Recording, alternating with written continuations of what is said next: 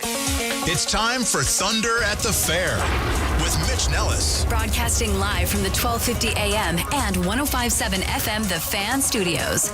Powered by the Potawatomi Sportsbook. Yeah! This is Thunder at the Fair. My name's Mitch Nellis, a.k.a. Thunder. Normally you hear me 9 to 11 right here on these airwaves with Mason Crosby. Well, Mason's still on 9 to 11. But I'm on 11 to 2 today, yesterday, and all of next week here at the fair. We are having a blast. Music, food, sounds, smells, sights, all the above, all the senses. And as I look across, I see the Milk House, and just beyond the Milk House are all these grandstands and bleachers and amazing, amazing structures because the Milwaukee Mile is just on the other side. Scott McLaughlin is going to join us here in just 1 second. Real quick, want to let everybody know Jackson Chourio officially placed on the 10-day injured list with a strained right hamstring, retroactive to July 30th, 2 days ago. Brandon Lockridge added to the active roster. He will be on the active roster as the Brewers are in Washington, D.C. this evening to take on the Washington Nationals.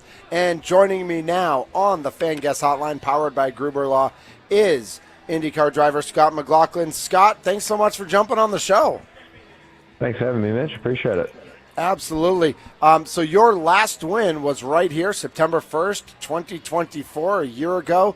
Tell us about your last win on tour. Tell us about your experience in Milwaukee. Yeah, to be honest, it's a bit too far between drinks, but we're trying to change that, and we'll certainly try and sort that out when we go to Milwaukee again. I love the place. You know, it's such an awesome atmosphere. You know, is with the fair obviously happening now, but then you have the fairgrounds and you know all the opportunities for families to have you know all the cool suites that they get at the racetrack or at the fair, and then watch them racing at the same time. It's a pretty awesome atmosphere, and we had a bunch of people there last year. It was awesome. So it was a cool place to win, that's for sure. Yeah, August 23rd and 24th, get out here to the Milwaukee Mile, get out here to the fairgrounds because it is an event, and, you know, Wisconsinites love events. We love when something cool is going on in our community. We come out to support it, so we'll definitely be there for that one. So tell us a little bit about, you know, September 1st was your last win. I know you're out on, you're out there. Your most recent poll, you did have a poll in, let's see, your most recent in March. What's been the barrier between you getting those wins that you want and the win that you found last year in Milwaukee? Yeah, look, it's been a pretty tough season to date for sure. Something that we need to be a little bit better on, but you know, it's been close. We've been thereabouts, just haven't quite nailed it. A few other guys are doing a great job, and you can't discount that job that they're doing. But yeah, every race we go out, we learn a little bit more, and you know, there's no doubt that I haven't forgotten how to drive. There's a passion in the team that just wants to get back to our winning ways, and you know, I'm working really hard to do that. So it's cool to be a part of a squad that just wants to keep, you know, working and fully behind you, and we'll just keep going until we get back to the top there. Scott McLaughlin joining us here on Thunder at the Fair. And tell us a little bit of how you got started in racing. Were you driving like mini cars around when you were 4 or 5 years old? Did you always have a love for speed and for racing? And how do you get from starting out to where you are today and all the path to get to where you are? Yeah, look, it's obviously a pretty long story, but I'll give you the short version. It's like, you know, I started when I was six years old racing go-karts, actually, and I was back home in New Zealand. I'm originally from New Zealand, and then, you know, I sort of worked my way forward, and I was 16 years old when I got my sort of first shot at a race car. So, and then I turned pro, I guess, after a couple of years in the minors, and turned pro when I was 18. I'm 32 now, so I've been going for a long time. You know, it was just it was a dream that became a reality. It was a hobby that turned into a reality for me and a job. And you know, I'd never take that for granted. So you know, count myself very lucky to do that. So it's it's a unique sort of job. Certainly different to most sports in the world, but it's fun and you need to make sure that we keep getting results so I can keep the job along for a long time. Absolutely, absolutely. Scott McLaughlin, IndyCar driver, joining us here on the Fan, 1250 AM, 105.7 FM. So, Scott, I think I'm too old to get involved in car racing, but I love driving fast, and I love getting a little risky out there. Like, at what age, like, if somebody loves that, can they get into it? What separates, like, just like dude on the street who loves to drive fast and loves to get a little crazy versus really doing it for a living? Yeah, I think it's hard to explain with words. I think the minute someone sort of straps in a passenger seat beside you or something like that, and they realize, wow, this is what a car is actually capable of on a race course. It's that's when you can really prove it. But I think it's you're never too old. I mean, I know a lot of people that are like racing right now, and they're doing it for fun and hobbies and whatnot. And it's a cool sport that it's a sport that you can also race people completely different ages as well. I mean, I just on during the week I raced a race that it was a Legends car, and it's a smaller car, but I was racing against a 13-year-old and a couple of 13-year-olds and stuff, and I'm 32, so it's kind of crazy. Obviously, they're pretty elite 13-year-old drivers, but the fact that I think it really it's not you have the only thing you have over, say, for me against a 13-year-old is just experience, but he can drive it just as fast as I can, or her, or whatever it's going to be. So it's sure. It's really cool, and it's a cool sport that I've really enjoyed, getting to the maximum of. Absolutely. Scott McLaughlin joining us here on Thunder at the Fair. So I'll be honest, like, I got here this morning and they have us drive a little bit on the mile and then park on the infield, because there's like, tens of thousands of people here. So every inch they use for parking. And it was, usually when you get here, there's a long line of cars and you're inching forward to park. It's a parking lot.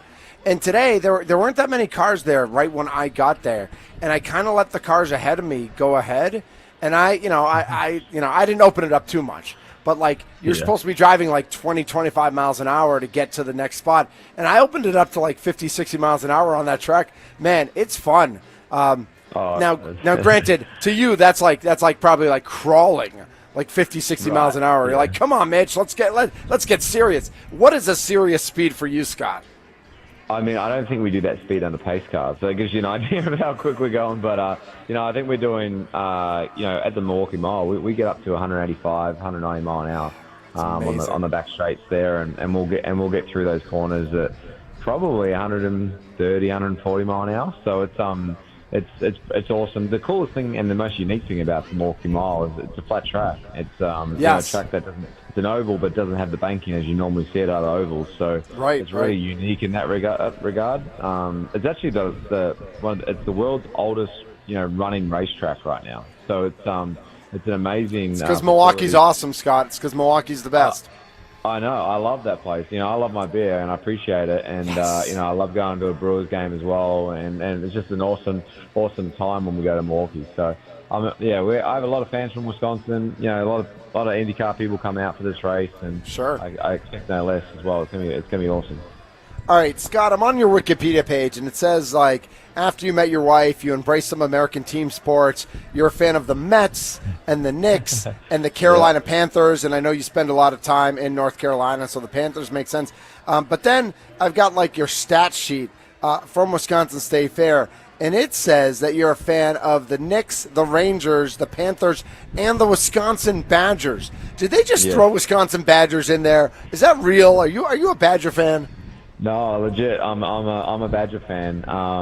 So when I first came over, so college football is not as big as it is over in Australia as it is here, as you can imagine. So yeah, of course. I knew the big leagues, and I chose the Panthers because I moved to Charlotte and they were my home team. Makes sense. But I didn't really have anyone in college, so my spotter who says clear or got a car high or whatever on the ovals, he's a massive Wisconsinite, massive fan.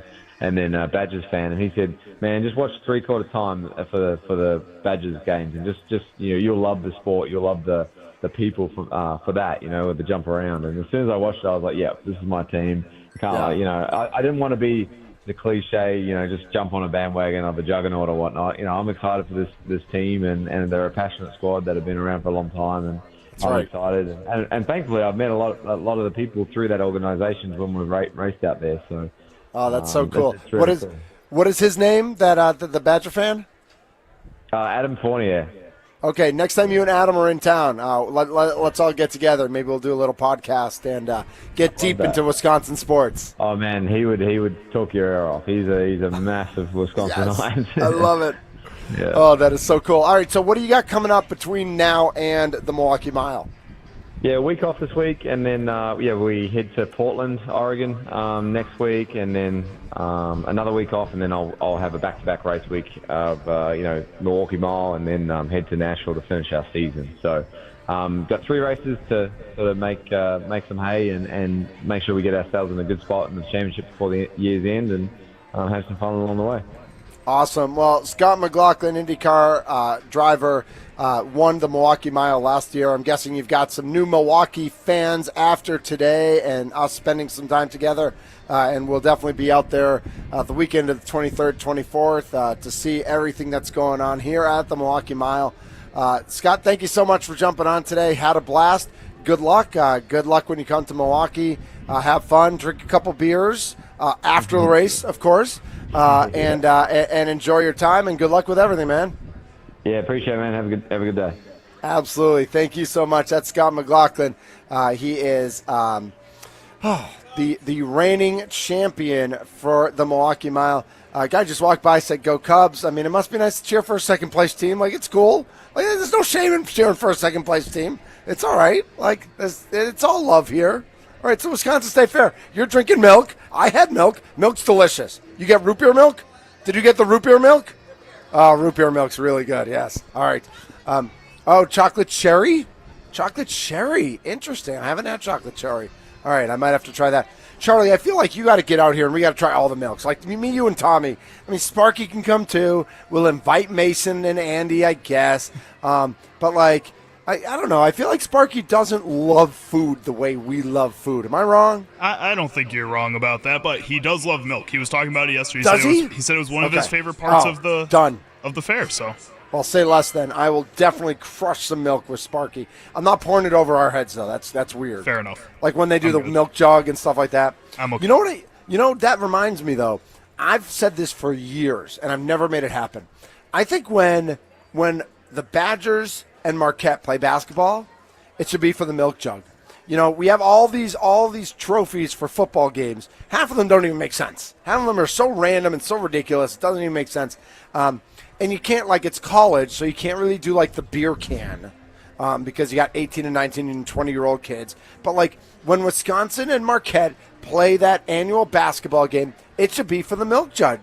And whether it's Dean or Golden Guernsey or whoever wants to sponsor it, like, it could be sponsored. And I've been saying this on the air for like 10, 15 years. Like, somebody at some point has to say, you know what, Thunder, as much as we don't like to activate any of your ideas, maybe this was actually a good one. Let's make this one happen. I like it. Am I wrong? Am I wrong? No, I like it. I would be down for that. I'd play for a milk jug. I think it'd mean more than a pig or something. Yeah. So if you're coming here to the fair, you're getting some food, just a quick shout-out to our friends at Sheboygan Pasty Company, SheboyganPasty.com. We had the beef one earlier. We had the blueberry and peach dessert one. I know the boys had some Italian and brat ones as well. Also, shout-out to our friend at Lefts who are running the Miller Lite Sports Bar. Had the chicken bites. Thank you for not calling them boneless wings. They are boneless chicken bites or boneless chicken tenders. There's no such thing as a boneless chicken wing because a wing has a bone in it. People, get that right. We have the technology to do so much in our world, and we're still calling boneless wings boneless wings. I didn't realize you were so passionate about this. It's just wrong. It's just, like, some things, you don't need to be passionate or not. You just know it's right or it's wrong. That one we know whether it's right or wrong. We know the answer. Once again, a reminder, the Brewers just sent out an email. Jackson Chourio confirmed on the 10-day injured list. And whatever dude's name, I don't even, like, do I even care? Like, do I even need to know his name? Lockridge? Whatever. Like I said, I don't, like, Brandon Lockbridge. I'm going to call him Lockbridge, I think. I don't know why. Tommy can tell you, I get names wrong all the time. one day you guys will be old and you'll start getting names wrong as well. Yeah, no, I'm scared. Yep, Brandon Lockridge has been added to the active roster. Will Brandon Lockridge start a game for the Milwaukee Brewers? Yes. Yes, totally, right? Yes. Because that's what they do. Like, they bring up Avens, and they bring up the Siegler, and they bring up random dudes from Nashville, and it's like, within 2 days, they're starting a game. And it's like, should he start a game? No. Collins and Perkins and Frelick should start every game in the outfield. They don't need days off. They're all young guys. They all can play every day.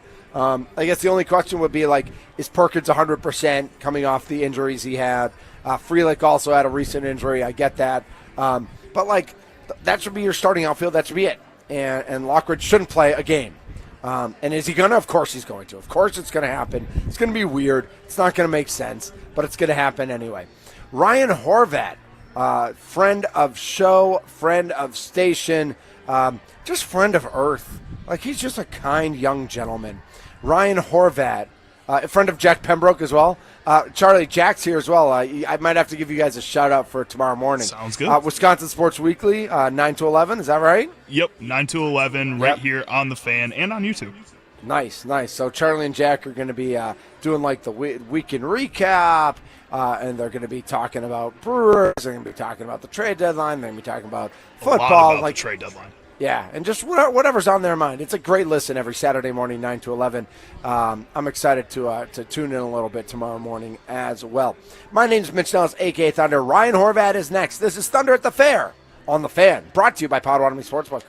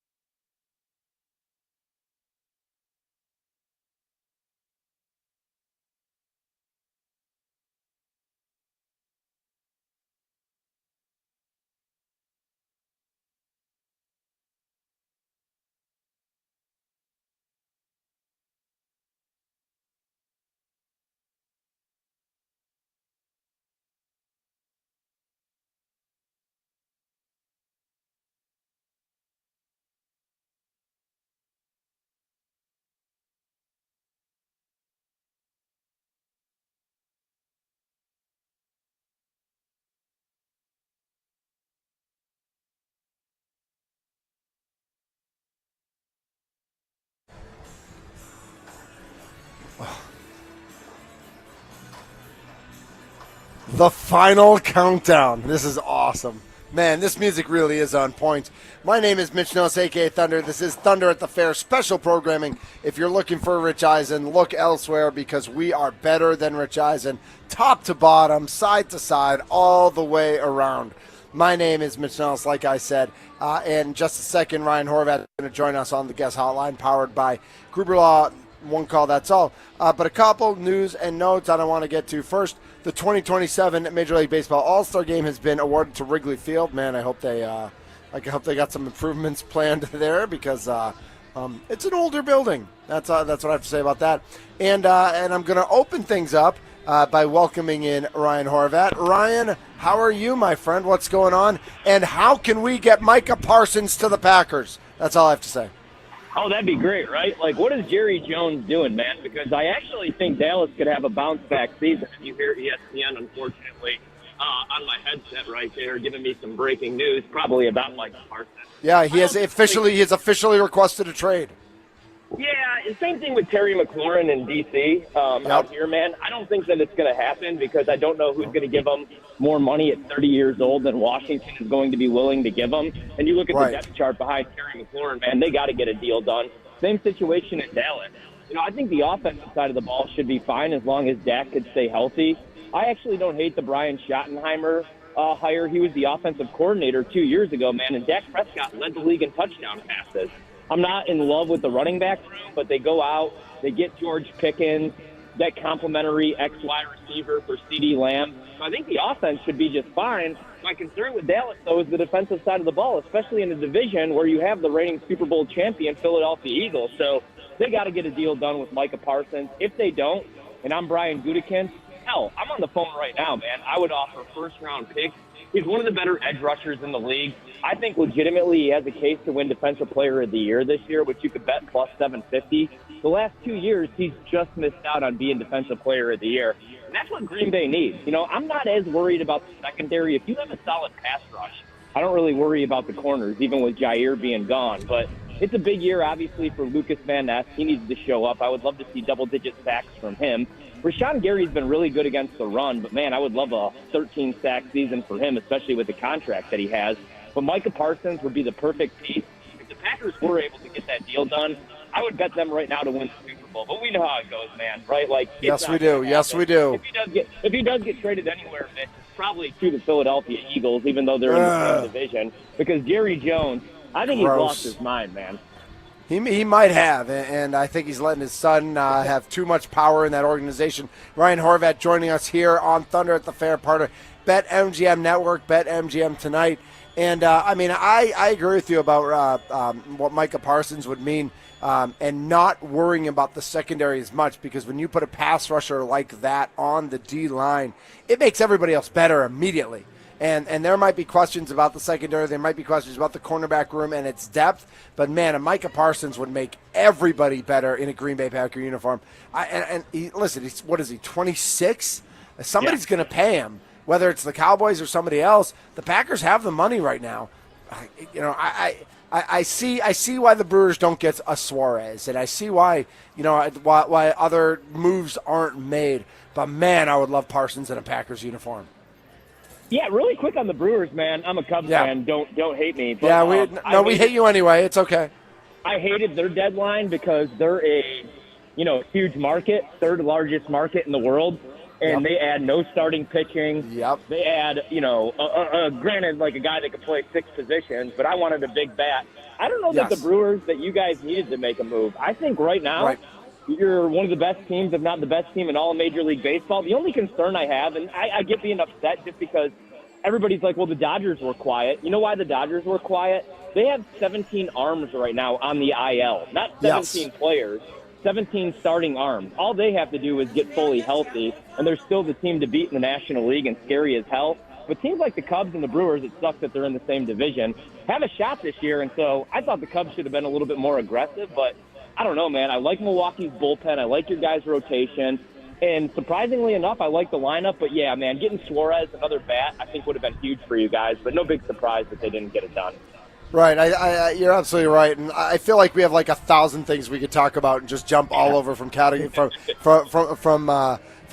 to category. Let's stick with the Brewers for a little bit in the trade deadline. And we saw some big moves. Suarez went to Seattle, and I saw that the money. There was some decent money put on Seattle and on San Diego in the last day. They seem to be the two teams that made the biggest deals. To me, that's just like people being stupid, and that's why a city like Las Vegas exists, and why the betting companies make their moment. Is like just because the two teams that made the biggest deals, like they're not going to win the World Series, and so for people to put all their money on Seattle and San Diego, I mean, I guess they could, but only one team's going to win. I just don't like the knee-jerk reaction of like the simpleton human who bets on the one team that made the good moves at the trade deadline 2 months away from the playoffs, thinking that they're making a smart bet. Yeah, it's like the best team, and whoever gets hot the final 2 months of the season is going to win the World Series. I mean, I remember years ago, man, the Cardinals said goodbye to Albert Pujols. They didn't want to make him the highest paid player in the league, so he goes to the Angels, and I was like, finally, the Cardinals are gone forever. Oh, no, the next year they go to the World Series without arguably, at the time, the best player in the league. So I'm not running out right now to bet Seattle. They are I call them my mistress team, man, because growing up I loved Ken Griffey like most people my age did. I loved Randy Johnson, Jay Buhner. At the time, Alex Gonzalez before he got moved and started taking steroids. So I always loved the Mariners growing up, so I cheer for them. But, Mitch, I don't even think they win the AL West, man. Houston's not going anywhere. I love their rotation. No. And yesterday they bring back Carlos Correa, and I know he's having a down season, but just watch how that works out, man. He'll find new life now going back to Houston. And I'm with you on San Diego. We had a couple experts. We had Bob Nightingale on last night. Everybody likes them. I don't think they're beating the Dodgers in a 7-game series. They had the Dodgers right where they wanted them last year, and they choked in those final 2 games. Yep. I don't even think that they're getting past the Dodgers. So I'm not running out to bet those two teams. Right now, and I'm not just saying this to suck up to you guys because I'm on the air with you, if I'm placing a bet in the National League, it's the Brewers, man. It really is, just because you're getting a good price. They're very well managed. And it's a great organization. It really is. I know, like, the other thing that would probably piss me off a little bit if I were a Brewers fan is I don't know if you guys saw what David Stern did in his first deadline yesterday, what they added for the Mets. I love their move. Yeah. I would but he had the money to do it, right? Like, exactly. It's a different situation. Yeah, and, like, and that's the thing, even, like, defending the Cubs here for a minute and defending the Brewers. I mean, you don't want to just part ways with a ton of prospects to go all in 1 year when teams like the Dodgers do exist, the Tigers do exist. But I don't know, man. If I was running to Vegas today to place a bet in the National League, for me it would be the Brewers. And I also love how, like, nobody's giving them any respect. Some of the, like Jeff Passan, some of the smart baseball minds are finally starting to. But I feel like that's going to be a good thing for that clubhouse, right? Like, nobody believes in us. Nobody buys in. I feel like that was kind of the same way that they thought and felt the way that they the season that they took the Dodgers to Game 7 of the NLCS. So I'm buying the Brewers right now, as much as it pains me to say, because I am a Cubs fan. Yeah, now they can really rally around that. Ryan Horvat joining us here on Thunder at the Fair. I will say, though, Ryan, it's really hard for me to say. I mean, and I like the Brewers, and I think the Brewers could win the National League, but it's real hard for me to say it's not the Dodgers. Like, I just think the way, and I don't know if I'm just oversimplifying things by saying, yes, of course it's the Dodgers, but it's like, but you're not getting good value for betting on the Dodgers, right? No, it's plus 250. So if you bet $100 today, your return is only going to be. And I have, Ryan, not to win the World Series, but just to win the National League. I got the Dodgers at Potawatomi just at plus 130. Like, that's even less value. Yeah. I mean, and it's not a lock, man, right? Like, it's not the NBA. It's where it's the 95-96 Bulls, and you know they're going to cakewalk into the finals. Baseball's weird. It's fluky. A couple of years ago, who saw the Diamondbacks making that run? Who saw a couple of years ago the Royals with Benny Zobrist and Lo Cain winning a World Series? So, that's why I'm not running out to bet the Dodgers right now. I'm with you, though. Like, it's hard to ever think that your team is going to make a run just because baseball, I mean, it's the same 3 teams every year. It's the Yankees, it's the Dodgers, it's the teams that spend all the money. Yes. And, unfortunately, our teams aren't really included in that, but they're good, man, and it's wide open this year. It really is.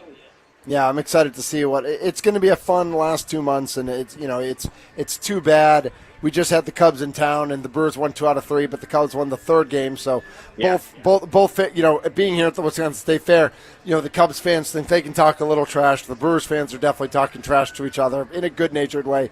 It's kind of too bad that they play here in 2.5 weeks. They play 5 times in 4 days at Wrigley, and then that's it. Like, they don't play again in September. And part of me misses when I actually don't like that you play everybody from the other league. I liked when you played 19 against everybody in your division, man, because I thought that really built up rivalries. And this is going to be a huge series in a couple weeks down at Wrigley. But we really lose out when you don't have any Brewers-Cubs games in September. It's a great point, man, right? And every game does matter. I remember I used to laugh when I was doing, morning radio on the same station, on the Fan, and I was like, every game doesn't matter. It's 162 games season. Who cares about a loss in June? And then all of a sudden, in the same year, we play game 163, and the Brewers beat the Cubs. So every game really does matter. I'm with you. This is a real rivalry, whether Cubs fans want to admit it or not. And going back to the trash talking, man, as a Cubs fan, I got to say this. The Cubs fans that are on social media and going to, I still call it Miller Park and always will, and talking trash and starting fights, these are the biggest losers on the planet. We've had one successful season. Mitch, I'm almost 40 years old now, man. I've been around for almost 4 decades of Cubs baseball. There was 3 or 4 seasons that I actually enjoyed. One where I was happy at the end of it in 2016. Right. I don't understand where Cubs fans get off talking trash to anybody. Right? You're the 3rd biggest market, You're not wrong. 2nd biggest market on the planet, and your owner doesn't want to spend any money. I give Jed Hoyer no credit for the Kyle Tucker trade. Kyle Tucker doesn't even want to be in Chicago. He's not going to re-sign with the Cubs. Right, he's a free agent at the end of the year. Yeah. They should have went all in this year because he's probably going to say goodbye and pack his bags and go to the highest bidder next year. Probably the Dodgers or the Yankees. So I don't understand the trash talk. I got to admit, I do like the trash talk from the Brewers fans. I'm a big Pat Murphy guy. A little fun fact. My grandpa, Gordy Gillespie, Pat Murphy, they asked him to play my grandpa in the movie Rudy. This is one of Pat's favorite stories, I know. But he told him that he looked too young, that he couldn't play my grandpa in the movie Rudy. So I always get a kick That's out of hilarious. That story. He's a badass, man. I wish I didn't have to hate your team, but I closetly, I'm rooting for you guys. I hope you get the job done. Anybody but the Dodgers. Nice. Well, I know you're based in D.C., and the Brewers are in D.C. this weekend for a 3-game series. I know the Nationals traded away Fagan, their closer, and if probably haven't had the season they wish they had. Tell us a little bit about the Nationals team and what if any. Obviously their first 2 hitters in the lineup, a couple nice lefties up there. What do the Nationals bring to this? Yeah, they got some talent, obviously, man. Like James Wood's really good player. I like C.J. Abrams. I'm waiting to see if he actually pans out. He was one of the top prospects a couple of years ago. He's been moved a couple times. But the Nationals are in free fall right now. I mean, they could be a sneaky baseball team and play spoiler down the stretch. But I'm not in love with the rotation. I do like that they didn't trade away Mackenzie Gore. I thought that they were going to move Gore. There were rumors. Maybe. There were rumors about that. Yep. But they held on. The thing is, though, man, the ballpark, they're selling tickets right now for $9. You can get good seats for $9. Oh yeah. And this has been the case. Go see the Brewers. Go see the Brewers, everybody. Yeah, I mean, and I got to be honest. I'm going to SummerSlam, taking my son this weekend to New Jersey. You are not. If I were home, I would definitely be going to that series, all 3 games. It's a decent ballpark. I just wish it had a little bit more culture. They won a World Series a couple of years ago, and nobody cares out here. So I think the Brewers probably take at least 2 or 3. But in baseball, you never know what you're going to get. I think, again, this goes back to every game and every series mattering. These are the teams that you can't take lightly. You got to treat this series like you're playing the Cubs, like you're playing the Dodgers, because these are going to be the games, man, that matter. It's going to be winning the division or not. Right, winning the division is such a huge advantage at this point. Yeah, you need 96 wins to win the division. Nobody wants to play in that wild card game. So I think this is a big series for the Brewers, as funny as it sounds, and I think they'll take care of business. A sweep would be nice, but 2 or 3 would be fine. Absolutely. Ryan Horvat, BetMGM, tonight, joining us here on Thunder at the Fair on the Fan. All right, so, here's the big question. Who you got, Rhodes or Cena? And how are they going to I've heard a couple different rumors of how this could go down. It seems too obvious that they're just going to turn Cody Rhodes heel. So right. That's the big rumor, right? Yeah, and every time I take them to any of these events, we've been to SummerSlam last year, SmackDown we went to earlier this year. After every event, Cody Rhodes is the face of the company. He's the guy that's getting in the ring after the show's over, bringing in the kids, taking pictures, signing autographs. I don't know if it'd be a good move to turn him heel right now, but I could see it, man, because I do think he walks out with the belt. They got to get the strap off somehow, and I think like his final couple matches are going to be more for nostalgia rather than the title. So I think Cody wins. I just don't know how it ends. As bad as it sounds, that's not even the match that I'm excited for, man. I'm a big CM Punk guy, and I can't wait to watch him and Gunther. I think somebody's going to, I think maybe Seth Rollins cashes in, even though he supposedly had this knee injury that they're being really quiet about. Yep. It'll be a decent event. The only thing that I had some Sturgill Simpson Grateful Dead tickets this weekend that I had to sell, and my son talked me into SummerSlam again this year by hyping up the Jelly Roll tag match. So I don't know how that works. Jelly Roll Logan Paul. It should be. I'm a little nervous for Jelly Roll's insides. I don't know how that's going to work out for him. But yeah, we as well in the Thunder household, we are huge WWE fans, so we are very excited for that. And actually, for those of you, everybody listening, as we've talked about at the Potawatomi Sportsbook, they're going to be showing SummerSlam Saturday night and Sunday night.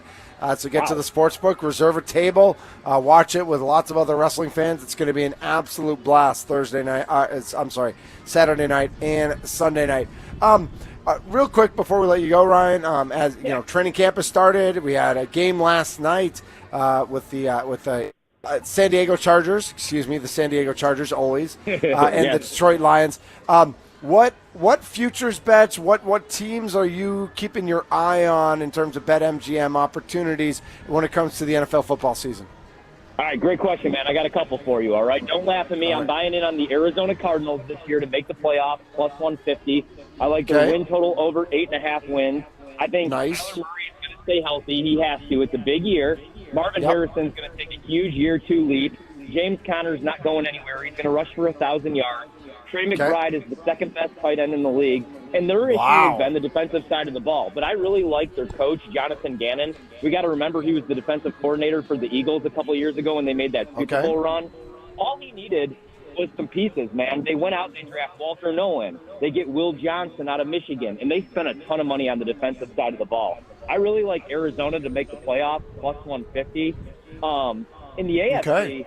I'm going to write that down. Ryan, I'm writing that down. Take that. And then another one I think you could buy low on. 7.5 wins is what the Jags are expected to win. I think they win 8 to 9 games minimum.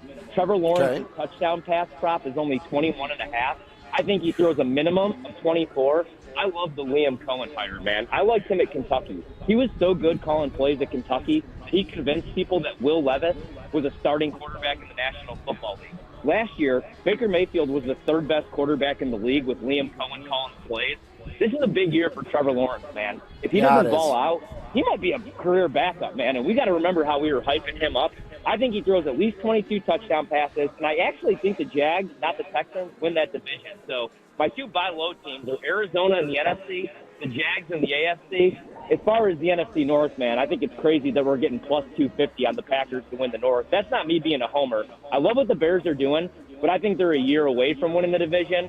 The Vikings are the ultimate wild card, and I think Detroit takes a step back. They lose both coordinators. Let's remember what Jared Goff was before Ben Johnson was calling plays. He was benched for a man named John Wolford in a playoff game by Sean McVay. So I like the under on the Lions, the over on the Packers, and then the Cardinals and the Jags to make the playoffs. Ryan Horvat joining us here. And Ryan, when you were out in Milwaukee, did you ever make it to the fair? Did you do State Fair at all? Oh yeah, I've been to the fair. I've been to the fair many times, man. Any food memories to? I'm a big food guy. I'm not as big into music, although Boys to Men is playing tonight, and that's like straight to my heart. That is like everything I believe in on earth. Any food memories you remember from the fair? Well, I'm a little jealous, man. I love Boys to Men, so I definitely would have been there tonight for that. Yep. I like all the fried stuff. I mean, I'm a big cheese curd fan, obviously. So, here, on the East Coast, it is just not the same. There's places that claim they have Wisconsin cheese curds. Absolutely not, man. In New York, you have better luck, with some of the food, but not so much here in D.C. So, pretty much anything fried and unhealthy for me at the time. I was like 50 pounds heavier when I was living out in Wisconsin, man. So now I've cleaned up the diet a little bit as I'm approaching 40 years old. But back then, Smart. anything fried, I was all over. Especially, I love the cheese curds, though, man. And if you can find a corn dog, I like a good corn dog, too. Yeah, well, you find it, I mean, literally every other station has corn dogs. The corn dogs are rampant. I'm having trouble with that. I had the, what did I have yesterday? What are the funnel cake yesterday, but I only had 3 bites. I'm letting the promo team eat most of the food I get. Today we had some pasties. I also had some fried chicken bites. So I'm trying to stay away from it, but it's tough. One more prop bet, and this is one that Tommy Wirtz, the producer of the Mason Crosby Show, and I have been watching. He also hosts the Brewers Leadoff Show. You talked about some of the football ones you're looking at. We're watching Aaron Rodgers' total passing yards for the season is at 3,200. That's less than 200 a game. I know Pittsburgh runs the ball. I know he's 41, and so injuries could be an issue. But, man, if he stays healthy, is there something we're missing at 3,200 passing yards for the season? Well, I don't want people to get mad at me, so I was trying not to talk any Aaron Rodgers. But you already know, Mitch. I bet the Steelers better than 5-1 to win the division. I bet the over on his touchdown passes. I think he throws a minimum of 24, even if they're run-first offense with Arthur Smith calling the plays. Mike Tomlin's never had a losing season. TJ Watt's back. That defense is going to be top 10. Aaron Rodgers wasn't the issue with the Jets. You know what's the issue with the Jets? The same issue that's happened with the Jets for the last 3 decades. It's the Jets. It's a terrible organization. So that's right. They are the worst. Rodgers, man. Rodgers, the last 6 games of the season, was one of the better quarterbacks in the league. So I still think he's got some good ball to play. I think he's extra motivated, and I think the Steelers are going to win that division, right? I know everybody loves the Bengals, man, but is Trey Hendrickson going to show up to work? That defense is terrible, and now they have a new coordinator in Al Golden, right? The Ravens on paper are the team to beat, but injuries do happen. And then, I like the Steelers a little bit. I don't know if they win the division, but I do think they win 10 games, and I think Rodgers goes over all this props. Those are low numbers for him, even if I'm taking the over for yards for sure, no doubt about it. Ryan Horvat from BetMGM Tonight, part of BetMGM Network. Thank you so much for jumping on today. Always a blast. We'll definitely talk to you soon. Thanks so much, boys. Enjoy the fair. Absolutely. That is Ryan Horvat joining us here at the fair. Remember, he's on our fan guest hotline powered by Gruber Law. One call. That's all. Always fun to catch up with Ryan and just a blast there. Charlie, do we have breaking news yet? Is Micah Parsons a Packer yet? We don't. Has that happened? Not yet. It's not happened yet? Okay, all right. One day keep your eye on that. Any second, that's going to come down the line, I'm sure. No doubt about it. If you did miss the news, Jackson Churia was put on the injured list, and Lockridge is active and probably will start a game in Washington this weekend because I'm on the roster. You might as well start him. That's what Pat Murphy says. This is Thunder at the Fair. My name's Mitch Nellis, a.k.a. Thunder, 1250 AM, 105.7 FM, The Fan. And we're on the Odyssey app. We're on the iHeart app. And we're just having a blast. Thunder at the Fair on The Fan.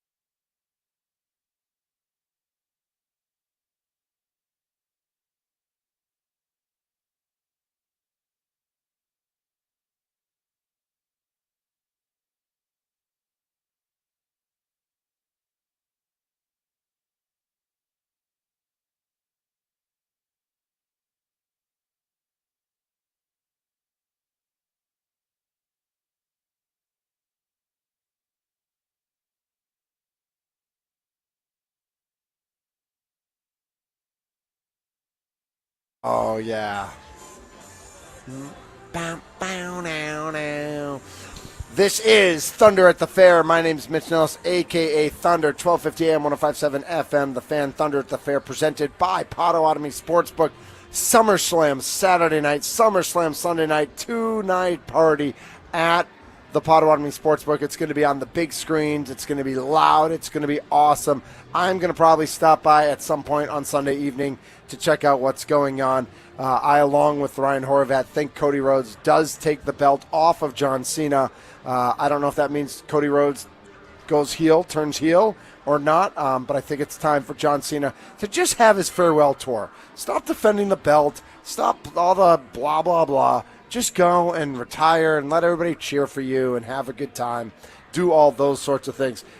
Charlie, is Micah Parsons a Packer yet? Has it happened? Still no. Okay. Reports out of Dallas, Micah Parsons demanding a trade, feels disrespected to the nth degree by Jerry Jones and Stephen Jones. So we will follow that breaking news story as we should be. Kudos, congratulations to Sterling Sharp. Sterling Sharp going into the NFL Hall of Fame this weekend. Charlie, my guess is that you are too young to really appreciate how absolutely unbelievable Sterling Sharp was. Yeah, I guess so. I mean, I've been one of the people that have said his stats aren't really there. What I've seen in Madden is that he's really good, and people like using his card in Madden. Are his annual stats there? If you look at what he did every year of his career, are those not the longevity, not the total catches, touchdowns, yards, but the yearly catches, touchdowns, yards are probably top five all time. I mean, he was a top 5 all time wide receiver for the time period that he played in. And yes, a neck injury ended his career early. I do wonder if he was playing now. I think he'd be just as dominant and just as unbelievable. But I do wonder if the technology has come along that it might not have been a career-ending injury, because we do see that with our football players. We do see that with our professional wrestlers, where guys who have had neck injuries 20, 30 years ago, and that was it for their career. Guys have similar injuries now, and they're maybe out for a year, maybe out for 6 months, whatever it might be. But we do have much better technology, which I think we all agree on, that does sometimes get guys back onto the field. We do, and I think that if he had that technology, he for sure would have had a better chance. I think we also still see enough players that are still retiring from their professional playing careers or even their college playing careers. Colorado linebacker just retired because he had a concussion that was really just too bad, and a neck injury that was too bad that he didn't really want to keep playing football because of it. You're still seeing that type of stuff happen, but you're right, not nearly at the same level. I almost would say that we're seeing more retirements by choice, as opposed to guys retiring where they're forced to retire because of injury. It's like they've had an injury or they've had concussions and they want to retire because it's not worth it to them to go through that. The Cubs are playing afternoon baseball. If you're scoreboard watching, the Cubs are up 1-0 on the Orioles. Brewers at Nationals tonight. Brewers are minus 148 at the Potawatomi Sportsbook. They are favored in the game, as I assume they'll be favored in all 3 games at Washington. Tonight is Jose Quintana at Mitchell Parker. That first pitch again at 5:45, only on Apple TV Plus. So either you'll have Apple TV Plus, or you'll go out to the bar or restaurant to watch it, or you won't watch the game tonight, which happens. Tomorrow night in Green Bay is family night. Charlie, you ever been to family night? I have not, no. I've also... Fun. It does seem like fun. It's going to be televised. It's going to be on TV. I also have never been to family night. I don't know. And I know training camp can be fun to go watch. I would argue the 2-minute drill is really fun to watch. I would argue the rest of it is pretty boring. And I think family night's probably pretty similar. Unless they're doing competitions or stuff like that. I don't know how into family night I am. But that it's on TV, it'll be on in the background, I'm sure, as will SummerSlam and the Brew. I mean, there's so much to do. There's so much to watch. And I just want to thank everybody here at Wisconsin State Fair for just having a blast. I want to thank Camille Davis for jumping on today, Bart Lundy jumping on today, Scott McLaughlin for jumping on today, Ryan Horvat jumping on today. And I want to give kudos to the one and the only Charlie. Great job back there. Cannot wait for Wisconsin Sports Daily coming up next, served up by Wendy's. Steve Sparky Pfeiffer is here. He is live not to steal his line, but he's going to have a great show, so stick around. Have a great, great weekend, everybody. Do whatever you do to capacity, maybe not to excess. Have a blast, and we'll do it again on Monday. We'll be right back here for more Thunder at the Fair, presented by Potawatomi Sportsbook. Have a great weekend, everybody.